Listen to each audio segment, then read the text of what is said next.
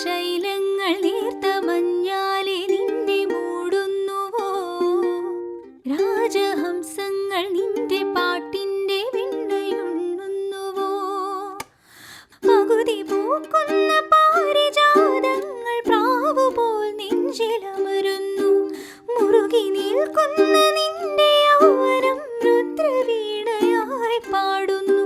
നീ ദേവശില്പമായി ഉണരുന്നു. ഇതൊരമരഗന്ധർവയാമം, ഇതൊരനഘ സംഗീത സല്ലാപം. അലനുറിയുമാഷാഢതീരം, അതിലമൃദു പെയ്യും ഈ ഏഴാം യാമം. അറിയാതെ